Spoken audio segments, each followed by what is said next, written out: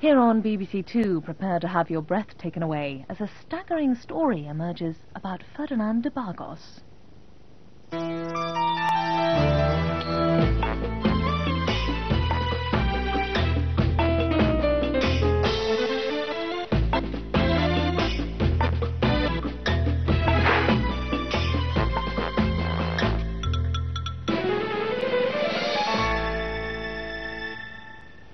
Ferdinand de Bargos. Who was the bugger? Footballer, wasn't he? Didn't he transfer from Real Madrid and play for West Ham? way the Hammers. Wasn't that him?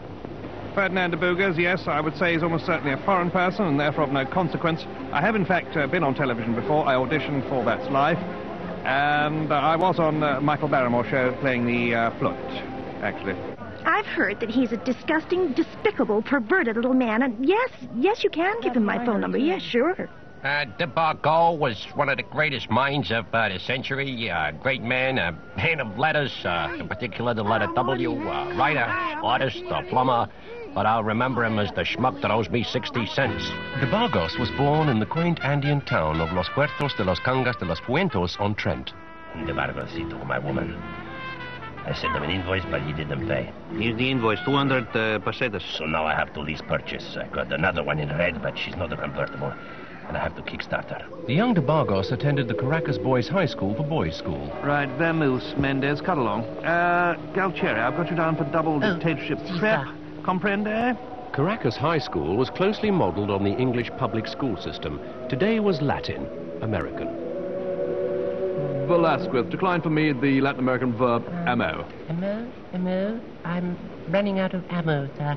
Yeah, well, what kind of ammo is it? .3? Well, it's .303 for Enfield repeating rifles, sir. Shooting peasants, well done. Yes, thank you. Carry on. Okay, come on, hombres. Arriba. All right, Garcia, pay attention. Now, Mendez, you little squit. Tell me the rules of the Caracas High Wall game. Yeah, come on. Well, basically, amigo, you can punch, kick, knife, murder, blackmail, or shoot any hombre to win, sir. Okay, and what is the one cardinal rule that Juan doesn't break? You can't pass the ball forward because it's ungentlemanly conduct. Bueno, muchas gracias. Okay, muchachos, viva la revolution! May the best dictator win! Put in the hand grenade! Viva! Over here! Oh! Quick, get Macon! Diaz has been shot! The Caracas Wall game claimed the lives of dozens of pupils. In 1912, de Bargos was the only survivor of the Masters v Boys match. His fate, however, was to be much worse. Right, de Bargos, here's your kit. Don't forget your boots. Bargos, props forward, over there! Now remember, darling, always release the ball in a loose scrum. Now, have you got clean pants on?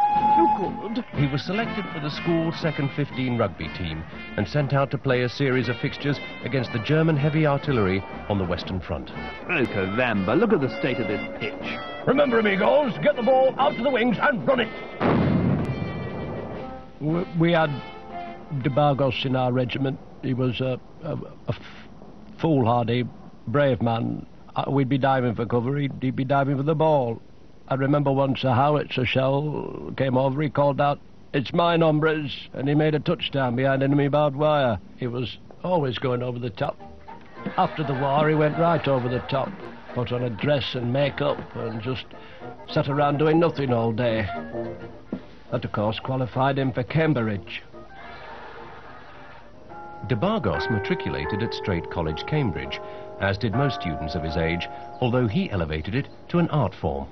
Get off the grass, you punts! Come in. It was at Cambridge that a chair was founded in his name. Tom, do come in. Thank you. There's the de Bargos chair. Do sit down. Thank you. Is it nice and comfy? Yes. Good. Now, do you think the modern novel is dead? Well, as de Bargos would say, sir, it's diseased art form. It's castrated, postulating. I say. Now, I'm just going to go down here and ask you, you knew de Bargos at Cambridge? Yes, I did. I believe he helped you, didn't he? Yes, he helped me with a problem I was having. How did he help you? Well, he was a great help to me, actually. See, my husband, he had this terrific appetite. Oh, urges, eh? Yes, Urges. and Mrs. de Bargos taught me a Peruvian chant which could quell them, and I'd sing this chant, and he'd yawn and roll over and leave me alone, sir. The Roaring Twenties arrived, and de Bargos spent his time among the party set, bedding a succession of chorus girls. His sexual prowess became legendary as women flocked to the de Bargos boudoir. Stop pushing, I'm first. I can't handle 4 this morning. What are you allowed to drop out? He even bedded the local bike. Are you still with Ferdinand? No, Freddy chucked me is with some artist type now, I hear. Now put your foot up there, dear. Try and look like Virginia Woolf. I say, is that a bit of dandruff? And hold it. 3 yellow. Shall I take my top off, Sybil? But this tranquility was soon to change as the wheels of industry ground to a halt and the Great Depression started. Tell you what, brothers, I'm so depressed. I am so depressed. If the wife's mother came round, it'd cheer me up. And another thing, there was this Englishman, Irishman and Scotsman sat round a table all dead. I thought, you lucky bastards. Prices were rising so quickly that people were ordering meals in restaurants and immediately selling them on the black market at a huge profit. Yeah, I've got an offer for these spuds, a quid each. Plenty olives in as well, they'll fetch a couple of quid. Oh, that's the ashtray. I can do you a half-eaten chapati from the Indian round the corner. Second-hand kebab, 10 a pound, sir. 2 lives, 50 quid. Who's next? In desperation, people marched from Harrow to London, only to be sent to Jarrow to march down again. Meanwhile, the de Bargos contingent, ever the eccentrics, followed behind on roller skates. Oh, puente la gangas! Daddy, can you read me some more Ferdinand de Bargos stories from the book here? The old Staggering stories, yeah. Yeah, what do you want to hear about? What about the train driver one where he become a train... There's one about the film star and the hamster. We'll have the train driver one. One about the sound engineer and the female presenter. Or there's one here about the... Well, I think we should read about the chuffy train. Yes. Going into excuse me, what is the story about the new recruit of the biscuit? Eh? Shut up. De Bargos was employed on the London Midland Philosophers Region, a railway company that refused to acknowledge the existence of railway tracks. I'd like to inform passengers that the greatest illusion of life is the life of illusion of life, and there is no coffee available on this track. What? Oh, blimey, it's de Bargos mucking around with illusion and reality again. Clear the road! Inspired by the railways, de Bargos began his novel-writing phase. Bypassing the pen, he wrote everything in printing blocks on A3 paper. Using this method, he produced his 3 early masterpieces: The Fenman, The White Rose London Doncaster Wakefield Leeds Bradford, and the remarkable West Riding Bradford Wakefield Leeds London. Ferdinand de Bargos was an inspired writer. His major work, the London to Glasgow Pullman service, hot and cold buffet available, was outstanding. I used it as the inspiration for pig milling. Indeed, it was the element of pigs in this latter work that in turn inspired him to his brilliant sausage poetry period. 4 fat sausages sizzling in a pan, one went pop, and the other went bang.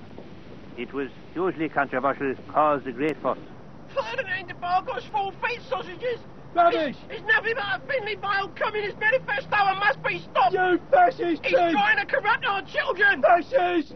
Don't listen to that Ferdinand de Bargos load of old toffee, missus. Shut off, Trotsky! Quiet. I'm telling you, he is shyster. He does not write plot, he doesn't write narrative, down! and he doesn't write any decent gags. You're now, a commie, mate! who ordered the salad? Forget the Bargos. Menu book's much better. The Lenin bumper pop-up book of jokes, bags of gags for all the family. We've got it all for you. I mean, excuse me, pork pie hat. I believe you knew Ferdinand de Bargos at the start of his film career, did you?